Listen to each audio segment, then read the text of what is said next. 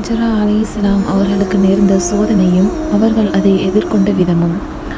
ஒரு தாய் பாலைவனத்தில் தனியாக இருப்பதை நினைத்து பாருங்கள்.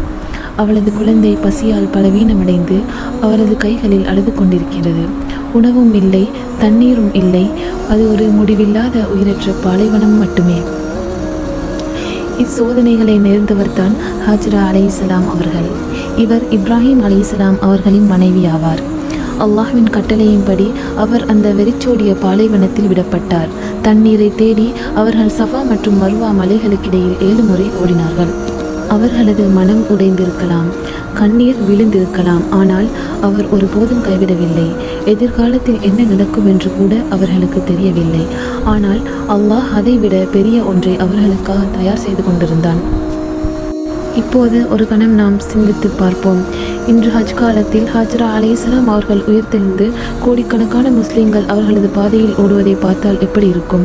நிச்சயமாக அவர்கள் சஃபா மற்றும் மர்வா மலைகளுக்கிடையில் பெரிய புன்னகையுடனே ஓடுவார்கள்.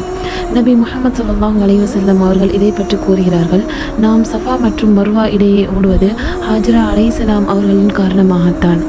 அவர்களது பொறுமை ஒரு அதிசயமாக மாறியது.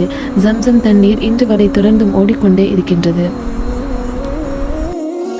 அன்பான சகோதர சகோதரிகளே, இக்கதையிலிருந்து எமக்கு கிடைக்கும் படிப்பினை என்னவெனில், நீங்கள் வாழ்க்கையில் சிரமங்களை எதிர்கொள்ளும் போது ஹாஜரா அலைஹிஸ்ஸலாம் அவர்களை நினைவில் வைத்துக் கொள்ளுங்கள்.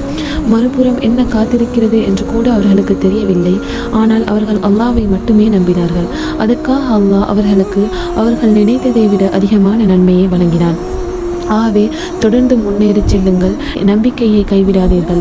ஏனெனில் அல்லாஹ் உங்களுக்காக அழகான ஒன்றை தயார் செய்து கொண்டிருக்கின்றான்.